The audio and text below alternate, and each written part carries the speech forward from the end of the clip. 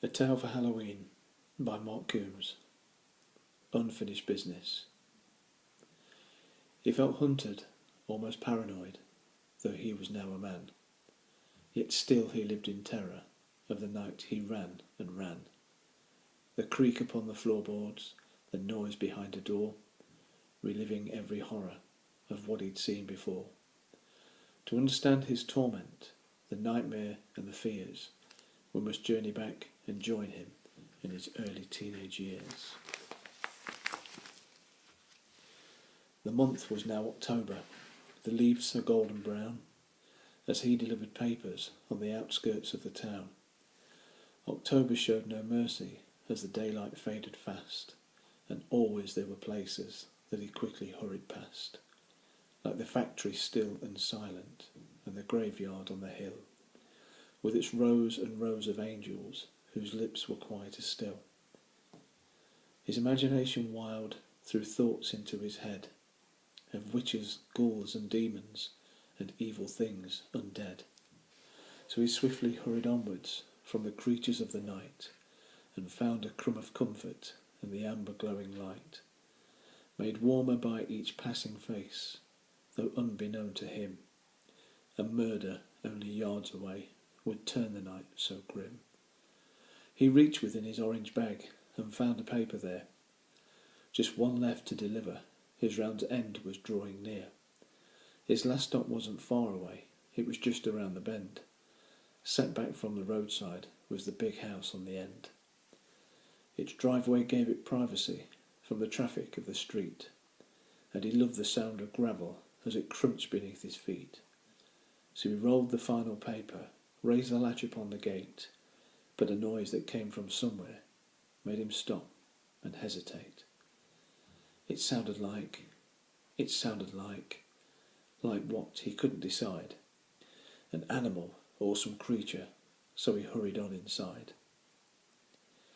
In the garden all was quiet, except his footsteps on the ground, magnified by the silence, the rhythmic crunching sound.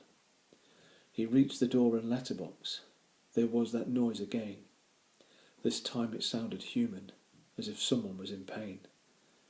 The noise now seemed much closer, not distant like before, as he fumbled with the paper, trying to squeeze it through the door. Despite his frantic efforts, the paper seemed too wide, and as he pushed, the door gave way, and then he fell inside. It's then he saw the figure, a man he'd seen before, who somehow now seemed taller as he looked up from the floor.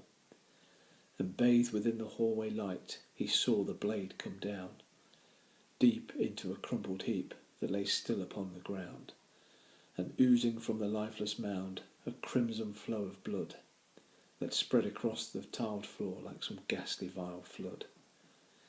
And frightened far beyond belief, he scrambled to his feet, and just before he turned to run, both sets of eyes did meet. And yes, he did. He knew him. He had seen him once before, as stumbling, falling backwards, he fell out of the door. Tumbling down the steps he went, head first onto the drive. The only thought within his mind was how to stay alive. The driveway seemed unending to the safety of the street, gravel that he loved to crunch like quicksand round his feet. But get away he had to, a journey without route, to run and run in case the man came after in pursuit. He seemed to run forever, he dare not take the chance of slowing to peer over his shoulder for a glance. But his legs were getting tired, and how he loved to rest. It felt as though his pounding heart would burst out of his chest. His vision now was blurry, from tears of fear and fright, as stumbling on half blinded, he fled into the night. Stepping out into the road, a car screeched to a halt, and in a heap he crumpled crying, "Sorry, it's my fault." The driver of the vehicle softly helped him to his feet, and very soon some passers-by came along the street. The paper boy, once calm, then told them all from what he ran, the house, the blood, the body, and of the knife and man. It's then the police were notified, and soon were on the case. putting out descriptions and photos of his face.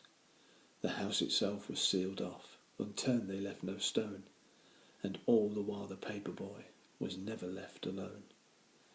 Asked question after question to ensure they got it right, gathering information of what he'd seen that night, and sure enough they caught someone, and from a line of men, the paper boy had to pick just who it was he'd seen back then. He scanned the faces carefully, and then he realised, "It's number 4. It's number 4. I'll never forget those eyes." "Are you certain?" they then asked him. "Are you definitely sure?" But the paper boy was silent, for he was in the house once more. The blood across the tiled floor, the noises he had heard, and now he was so frightened that he couldn't say a word. In his muted state he stood there, eyes staring frozen wide, only barely conscious of the policeman at his side. Then, shaken from his silence, he was asked once more, was he certain that the suspect in the line was number 4? "Yes, I am," he stammered, was all that he could say, as peering through the window, number 4 was led away. The man was bound with handcuffs and then charged with a crime, sentenced to imprisonment to do a stretch of time. His sentence lasted 30 years, but each and every day he vowed that he would meet the boy who'd got him put away.